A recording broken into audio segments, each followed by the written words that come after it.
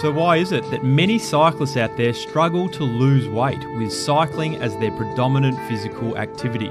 We'll be answering that question in this video and a lot more with expert sports dietitian Steph Cronin. I'll link to her details below as we get into the 17th edition of the RCA Training Tip Show.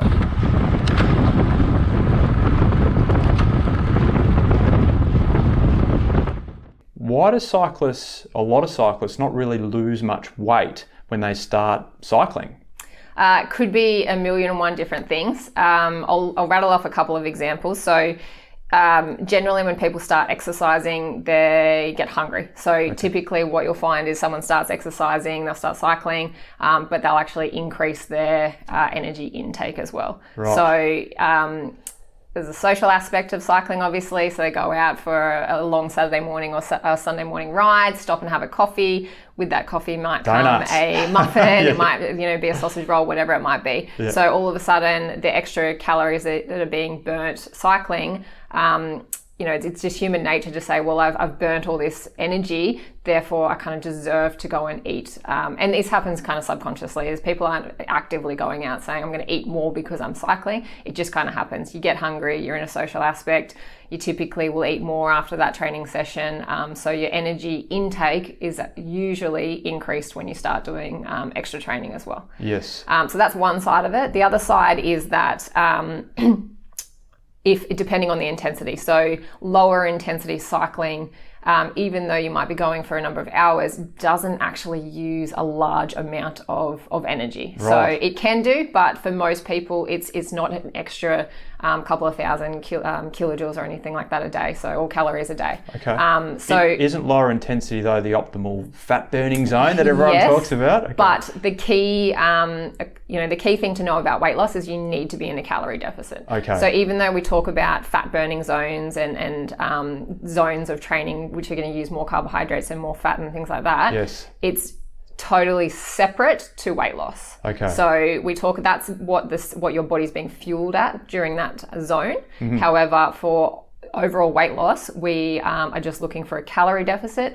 which will then could mean that you're losing muscle mass as well as body fat. But to lose weight, you've got to plan it out very, very strategically. Okay. So it's important to be in a calorie deficit, number one. How you get in that calorie deficit depends on, 70% of what you're eating. Okay. So you're 30% exercise. So if you're jumping on the bike, that's going to be 30% of your weight loss journey as such. Mm-hmm. If you're not looking at your nutrition at the same time, you're not even halfway there. Right.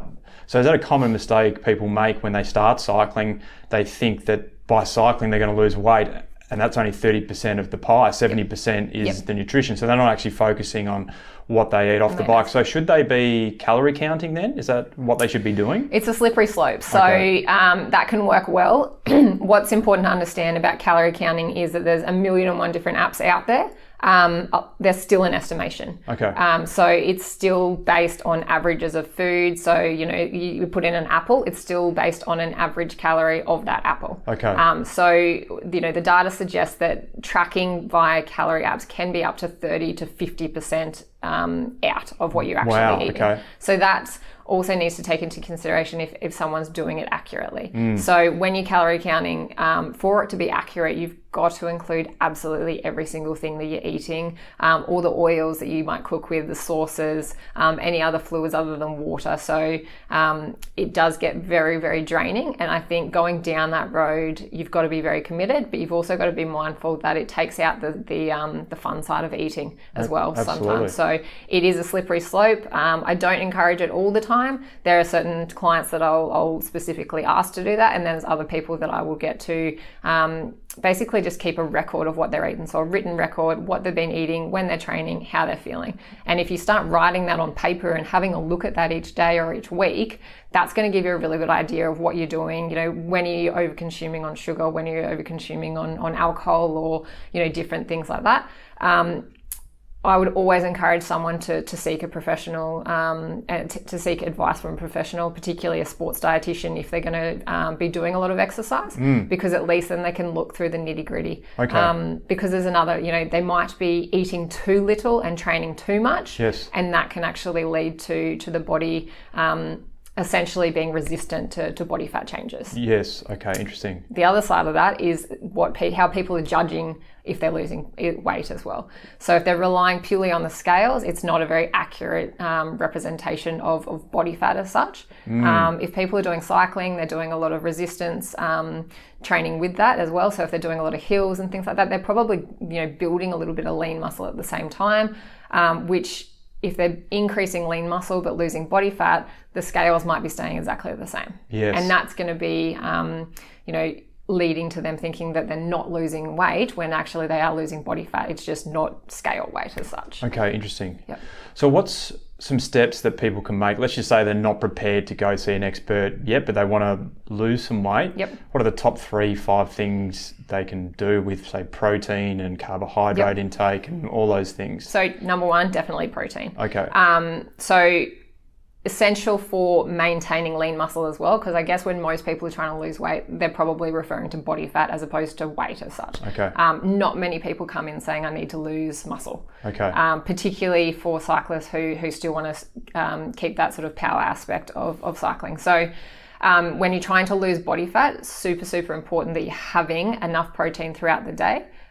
So we've got a protein target, but we also need to look at the type of protein you're eating, how it's distributed over the day, how often you're eating as well. I can't have the Musashi bar, cookie and cream, 50-gram protein in one hit. It wouldn't be my first choice. Okay. Look, with supplements, again, as I say, protein, most people straight away jump to, I need a protein supplement, whether it be a bar or a powder. Yes. They're convenient, but it's not essential. So ideally, we're trying to still use whole foods because there's going to be other, amino acids. There's going to be other nutrients and minerals that are going to come with those whole foods. Plus, they taste a lot nicer than always relying on a bar or a powder. Okay. Those are convenient, so they can definitely be included. It's just, that kind of the last step that we would look at is using the supplements. Okay. But so as an 80-kilogram rider myself, Yep. like how much protein should I have a day? So again, it really depends on a number of different things. But as a guide, I would say 1.5 to 2 grams of protein per kilogram of body weight. Okay. So that's up to 160 grams of protein. And spread sort of evenly throughout the day. Yep. So your body can only absorb so much at once. We know that number's about 30 grams of protein. Right. Depends on the size of the athlete as well. Right. So you want to drip feed that really consistently over the day. It's going to help maintain lean muscle, but it's also going to help you feel full over the day as well. Yeah, okay. So what about carbs then? So I would